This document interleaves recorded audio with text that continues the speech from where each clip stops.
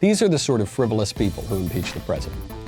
Led by the most frivolous of all of them, Alexandria Ocasio-Cortez, who just went on a long rant that is both hilarious, but I think insightful. She did not realize it was insightful, but she unwittingly gave a lot of insight into the way the left is thinking. So she opens up in this rant describing the tragedy of the scourge that we've been talking about all week. You know, this is the incarnation of evil in America. It's a pervasive problem. White supremacy. You know, don't you feel you're walking around, it's like you're surrounded by skinheads wherever you go, right? Right? Well, no, maybe you don't know any skinheads. Maybe you don't know any neo-Nazis, but I am reliably informed by the Democratic Party that this country is teeming with skinheads, 75 million of them, at least, right? Doesn't matter that you don't know any of them. Trust me, that Trump supporter that you don't talk to very much, but maybe you saw him across the street, that guy is a neo-Nazi. That's the white supremacy. So AOC goes on to describe the tragedy of white supremacy. They would rather see our country burn than to see them be shoulder to shoulder equal to others. That is the tragedy of white supremacy. The tragedy of white supremacy is that it is doomed to fail. It's doomed to fail. White supremacists will never, ever, ever live in a world where they will see their fantasies come true. Ever. Hold on a second here. I think I was listening to what she said. Did AOC said the tragedy of white supremacy is that it will fail? Is AOC a white supremacist? Did I miss something? I know politics is changing a lot, minute by minute. But am I to understand that AOC considers it a tragedy that white supremacy will fail?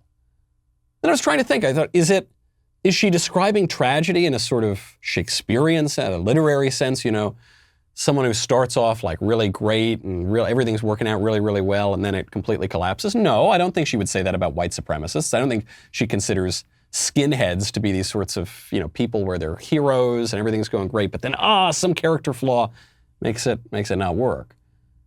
She's saying the tragedy is that they're doomed to fail because AOC, not the brightest bulb in the pack. However, she is very effective. She is very effective at communicating her views to rile up her base and to rile up our base too, right? She is singularly talented at getting her radicals riled up, but also triggering all of us, right? I mean, that is kind of her singular feature. And then she gets a lot of headlines in conservative media, and that helps her become more popular, and that helps her amass more influence within the Democratic Party. And it really, really has worked out for her pretty well. So AOC spins a good yarn. AOC, during this rant, it was part of a larger riff about how she feared for her life during the Capitol riot. Listen to her harrowing tale. As for myself, I had a pretty traumatizing event happen to me. And I do not know if I can even disclose the full details of that event due to security concerns. But I can tell you that I had a very close encounter where I thought I was going to die. And you have all of those thoughts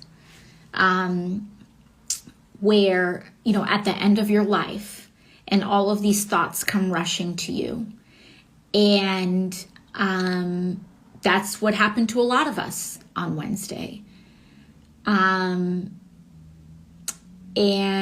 I thought I did not know if I was going to make it to the end of that day alive.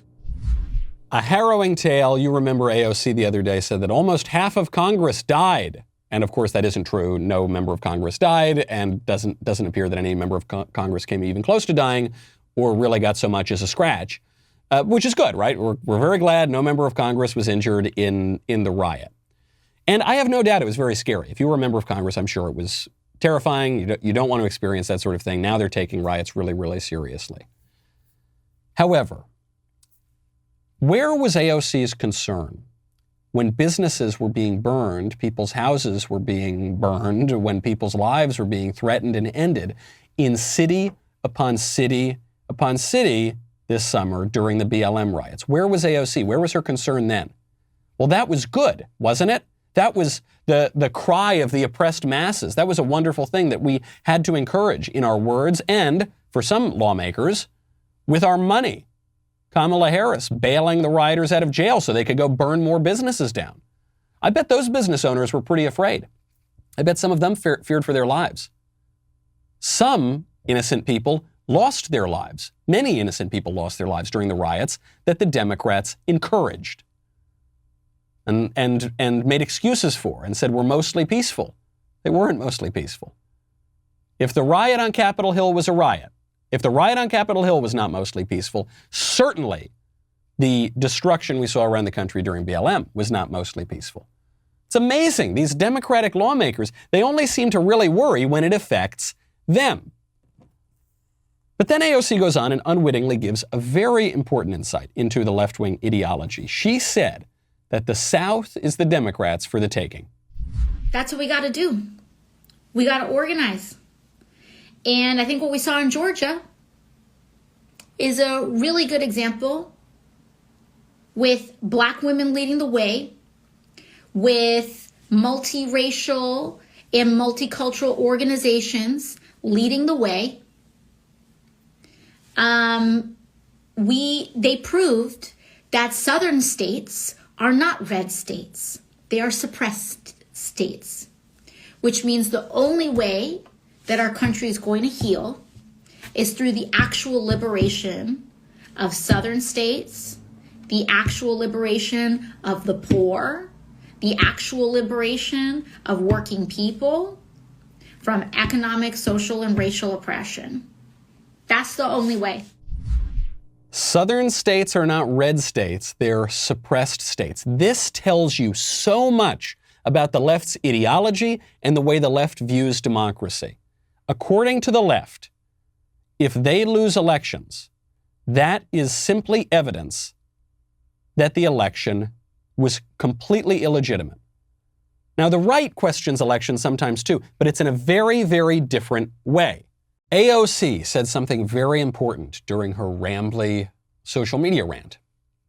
She said that it is her view that Southern states are not red states, they are suppressed states.